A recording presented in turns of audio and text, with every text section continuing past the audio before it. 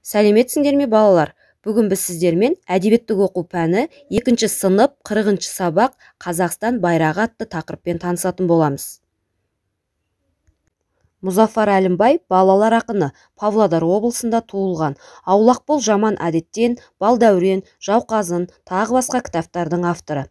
Қазақстан байрағы атты өлеңінде мемлекеттік рәміздеріміз ту жайлы айтылған.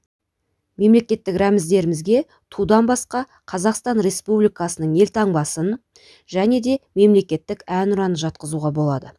Ендеше балалар, бүгінгі сабағымызда осы айтылған 3 сөздің 3 тілде айтылуын меңгеріп жаттап алсақ.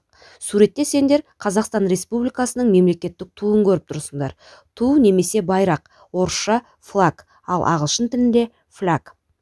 Ал келесі суретте мемлекеттік елтаңбамыз. Елтаңба орыс тілінде герб, ал ағылшын тілінде coat arms. Бұл Қазақстан Республикасының мемлекеттік әнұраны. Әнұран орыс тілінде гимн, ал ағылшын тілінде anthem. Бар назарымызды бірінші тапсырмаға аударайық. Бірінші тапсырма сәйкестендіру тапсырмасы. Берілген сөздерді тиісті сөздермен сәйкестендіру керек. Ту сөзі орыс тілінде flag, ағылшын тілінде flag. Әнұран ағылшын тілінде anthem, орыс тілінде гимн.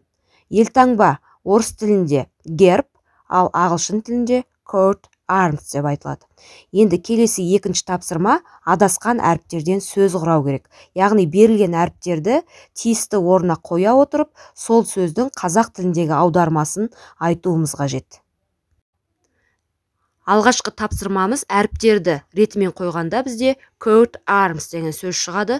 Бұл сөздің аудармасы елтаңба орыс тілінде герб деген мағынаны білдіреді.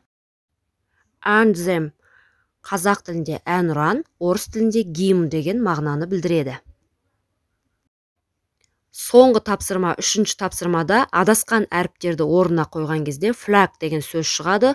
Бұл сөздің аудармасы ту, орыс тілінде флаг деген мағынаны білдіреді. Сонымен балалар, бүгінгі сабағымызда біз ту, елтаңба, әнұран деген сөздерді 3 тілде айтуды меңгердік. Сендерге сабақ түсінікті болды деген ойдамын. Үй тапсырмасы ретінде еліміздің рәміздері туралы топ алдында сөйлеу жобасын жасаймыз және оған тақырып ретінде ту, елтаңба, гимн деген тақырыптардың біреуін таңдап, олардың авторлары жайлы мәлімет тауып, өлең, нақыл сөз, қысқа мәтін жазып келеміз. Балалар, сабағымыз осымен аяқталды. Сау болыңдар.